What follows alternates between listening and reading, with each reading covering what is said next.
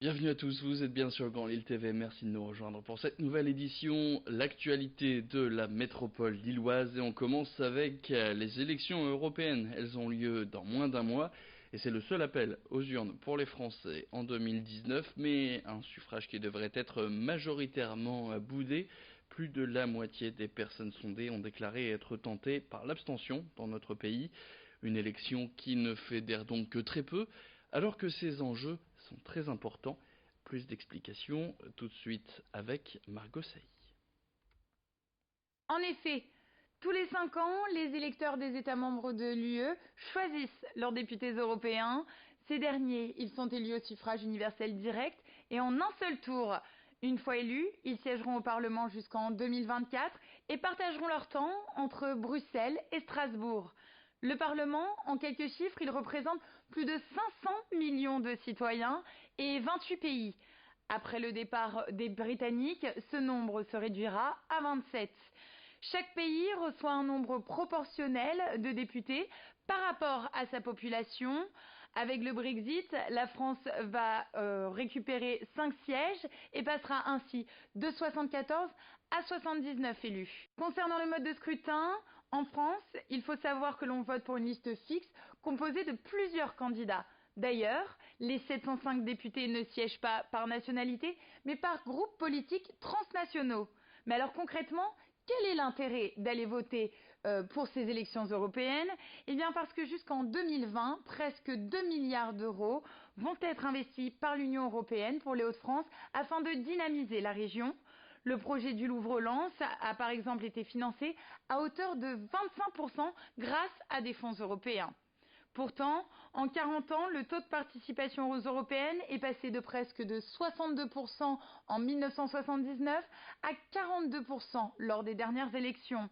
La crainte est que la participation soit encore plus faible pour ces prochaines élections, d'où l'intérêt d'aller voter le 26 mai prochain.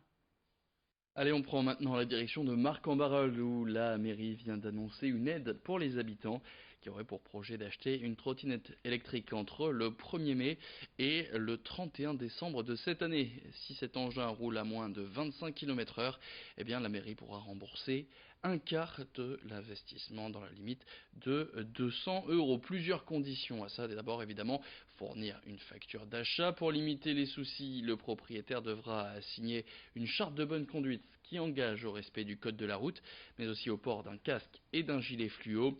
Une aide valable une fois par foyer tous les 3 ans qui permet donc de limiter l'usage de la voiture pour ce qu'on appelle le dernier kilomètre, ce qui fait toujours hésiter à prendre les transports en commun. La ville de Marc-en-Barœul a déjà lancé une aide similaire en 2017 pour les vélos électriques. Elle est toujours en vigueur aujourd'hui et elle est cumulable avec cet apport sur un achat de trottinette. En 2 ans, ce sont plus de 1100 vélos qui ont pu être aidés à l'achat grâce à cette aide. Écoutez Bernard Gérard, le maire de Marc-en-Barœul, qui revient sur l'encadrement dont nécessite l'usage de ces trottinettes électriques. Vous n'empêcherez pas quelqu'un qui veut acheter une trottinette qui fait 50 km/h à acheter sa trottinette. Et c'est un phénomène culturel qui va se développer. J'allais dire malheureusement. Moi, je dis, si vous souhaitez utiliser une trottinette à Marc-en-Barœul, je vous encourage à en acheter une qui ne fait pas plus de 25 km/h. Et vous allez me signer une charte. Moi, s'il y a des fautes à siffler, elles seront sifflées par ma police municipale et la personne pourra encourir une amende. Mais bien évidemment, il faudra aussi de la bienveillance parce qu'il y a des choses qui relèvent de la réglementation et il y a des choses qui relèvent de la citoyenneté, tout simplement. Être citoyen dans sa ville, ça n'est pas faire n'importe quoi. Donc je veux faire signer une charte pour faire de la pédagogie et qu'il y ait à côté de la répression, de la bienveillance, de l'écoute, de la pédagogie pour apprendre le bon usage d'un nouveau moyen de se mouvoir qui est inéluctable. Ça se développe de plus en plus, il n'y a qu'à regarder dans nos rues. Allez, on parle sport et volley. L'exploit du VCMB ce week-end en play-off de Ligue féminine. Elles étaient opposées à Mulhouse, qui est pourtant leader de la saison régulière. Eh bien, les Louves se sont qualifiées pour les demi-finales. Après leur victoire 3-7-2, c'était samedi du côté de l'Alsace. Promues dans l'élite en début de saison, les Marquoises étaient déjà très heureuses de pouvoir acquérir le maintien, puis se sont qualifiées pour les playoffs désormais. Eh bien, c'est Nantes qu'elles vont affronter dans les demi-finales de cette saison plus que réussie. Le match aller, il a lieu donc ce mercredi à la salle Saint-Exupéry de Marc. Le retour, ce sera ce week-end. Hier, lors du dernier entraînement, les joueuses affichaient leur confiance et leur volonté d'aller encore plus loin. On écoute tout de suite l'entraîneur au micro de Xavier Sidi. La stratégie en elle-même, elle est pas faite. Par contre, là, aujourd'hui, on travaille plus sur nous dans un premier temps. Réussir à continuer à jouer libéré, continuer à croire en ce qu'on travaille tous les jours. Le bonheur qu'on vit en ce moment, c'est moi ça fait 3 saisons que je suis dans ce club. Il y a des filles qui ont démarré il y a 3 saisons en 2e division et qui aujourd'hui sont sur le terrain en train de jouer des playoffs en 1re division. Voilà, c'est l'accomplissement de beaucoup de choses. Donc notre envie, elle est de voir jusqu'où on est capable d'aller. À partir de quand on va se brûler les ailes. Et si c'est cette semaine, c'est cette semaine. Si c'est la semaine d'après, ce sera la semaine d'après. Et voilà. Et puis ce mercredi, c'est donc le 1er mai, et comme tous les 1er mai depuis maintenant 19 ans, du côté de la Maison Folie à Oisem, ce sera une nouvelle édition de la Louche d'Or. Dès 15 h, une centaine de faiseurs de soupe va tenter de faire la meilleure possible pour remporter ce concours et la louche en or.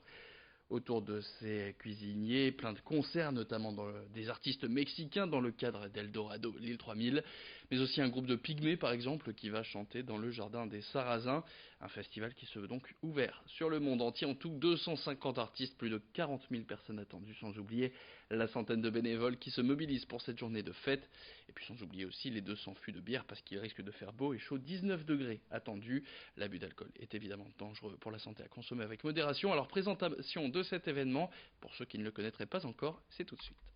Il y a un jury qui goûte toutes les soupes et le gagnant gagne la louche d'or, qui est une vraie louche plaquée or. Et il remet son titre en jeu dans un pays européen parce que depuis quelques années, on a été les premiers il y a 19 ans à créer ce festival et maintenant il y a des petits un peu partout en Europe. Il y en a en Pologne, il y en a en Allemagne, il y en a en Italie, il y en a en Espagne, il y en a même un au Nicaragua, il y en a à Bruxelles.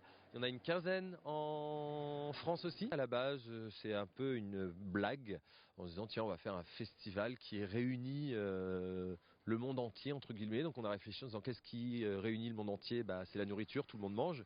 Et dans la nourriture, qu'est-ce qui existe dans tous les pays? La soupe. Et on s'est dit tiens, on va faire un festival de la soupe. La Louche d'Or, et c'est surtout un prétexte à la rencontre culturelle, à la rencontre musicale, à la rencontre artistique et à la rencontre des peuples et des humains. Allez, c'est la fin de cette édition. Merci à tous de l'avoir suivi. Tout de suite sur Canlil TV, la météo.